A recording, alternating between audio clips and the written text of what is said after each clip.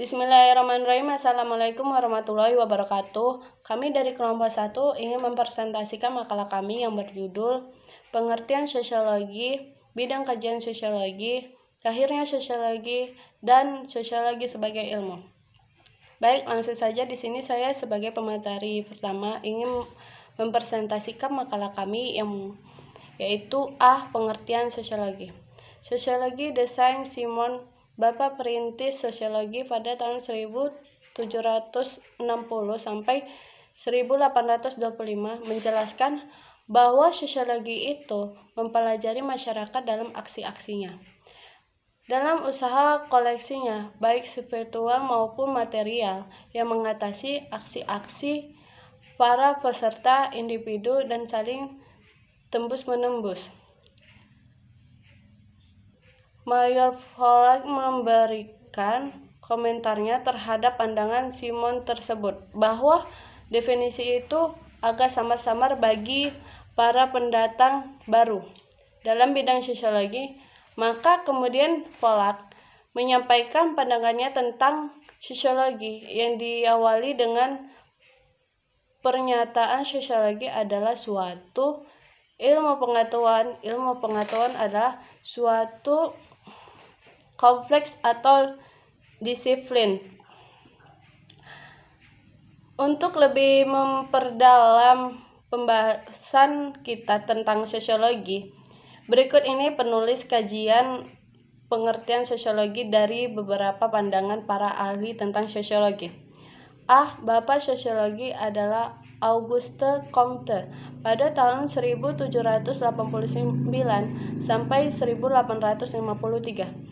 Kata sosiologi mulai digunakan oleh Auguste Comte dalam tulisannya yang berjudul Cause de Philosophie Positive.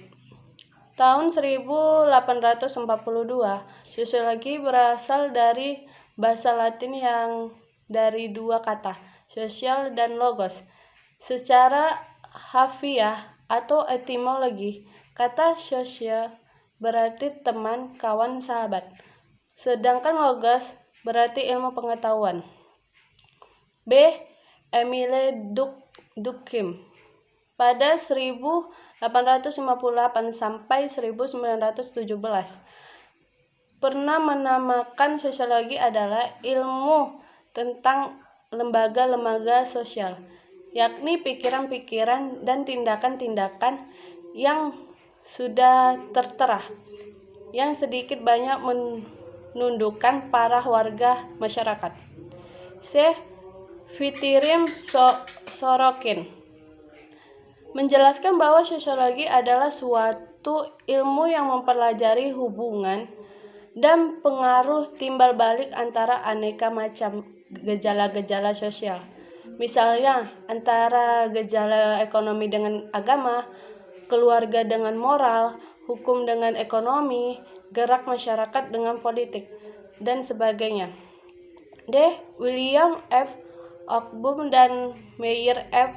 Nipkow dalam bukunya yang berjudul Sosiologi, edisi keempat halaman 39 dijelaskan bahwa sosiologi adalah penelitian secara ilmiah terhadap interaksi sosial dan hasilnya berupa organisasi sosial. J.A.A. Van Dom dan C.G. Lammers dalam bukunya yang berjudul Modern Sociology, Systematic Analysis pada 1964 dijelaskan bahwa sosiologi ilmu pengetahuan tentang struktur dan proses-proses kemasyarakatan yang bersifat stabil.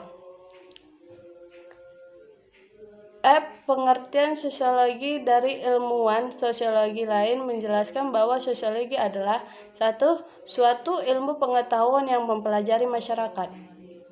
2. Sosiologi adalah suatu ilmu pengetahuan yang mempelajari masyarakat seperti keseluruhan, yakni antara hubungan di antara manusia dengan manusia, manusia dengan kelompok, dan kelompok dengan kelompok. G. Alvin Bertrand. Ia mengatakan bahwa sosiologi adalah studi tentang hubungan antara manusia. Juga memberikan sumbangan pemikiran tentang pengertian sosiologi adalah ilmu masyarakat secara umum. Sedangkan menurut Selo Somardian dan Seolaiman Sumardi, sosiologi adalah ilmu yang mempelajari struktur sosial dan proses sosial, termasuk perubahan sosial. Baik, selanjutnya akan dijelaskan kepada pemateri kedua.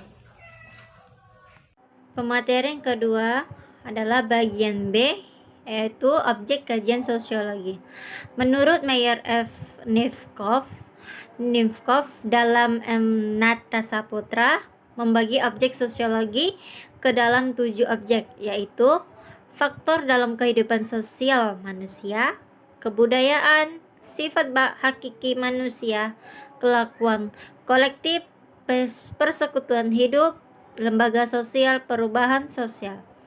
Ada 3 pendapat tentang objek sosiologi, yaitu yang pertama, objek sosiologi adalah individu atau individualisme. Tokohnya George Simmel yang memandang masyarakat dari sudut individu. Persatuan kelompok itu asalnya semata-mata dari kesatuan yang nyata berwujud yang terdiri dari manusia-manusia perorangan. George Simmel menitik beratkan pada daya pengaruh mempengaruhi antara individu-individu yang merupakan sumber segala pembentukan kelompok-kelompok. Yang kedua adalah objek sosiologi. Adalah kelompok manusia atau masyarakat kolektivisme. Tokohnya Ludwig. Baginya masyarakat atau kelompok manusia merupakan satu-satunya objek sosiologi dalam peristiwa sejarah. Yang ketiga, objek sosiologi adalah realitas sosial. Pandangan yang individualistis dan kolektivistis tersebut di atas itu biasanya dipandang sebagai berat sebelah mata. Karena itu pandangan ketiga ini ingin menjauhi kelemahan itu. Pandangan ini melihat kehidupan sosial dari sudut saling mempengaruhi dan bersikap tidak memihak terhadap pertentangan antara kedua paham. Pendapat dari Hakuli ditujukan kepada realitas sosial. Ia mengembangkan konsepsi dari saling tergantung dan ketidak terpisahnya individu dan masyarakat. Diri sendiri dan masyarakat itu adalah 2 anak kembar. Begitu pula kesadaran sosial tak terpisah dari kesadaran sendiri. Teori Kuli berdasarkan pendapat bahwa pergaulan hidup masyarakat merupakan suatu keseluruhan individu dan masyarakat, tak dapat ada sendiri-sendiri, tetapi kedua-keduanya merupakan segi-segi dari suatu kenyataan. Suatu hal yang paling penting dari teori ini adalah pengertian tentang primary group seperti keluarga, lingkungan tetangga, lingkungan sahabat, dan sebagainya. Primary group dengan hubungan face to face yang akrab merupakan tempat mencetak semua sikap pribadi seseorang dan sikap-sikap sosial. Kedua, menurut von Wyss yang menamakan sosiologi Beziehungslehre, yaitu ilmu pengetahuan mengenai perhubungan antara sesama manusia atau hubungan sosial. Sosial itu menurut von Wyss, sosiologi dipandang sebagai ilmu pengetahuan empiris dan objeknya adalah perhubungan manusia membentuk sosial. Lalu, menurut Jabal Tariq Ibrahim, objek sosiologi adalah masyarakat.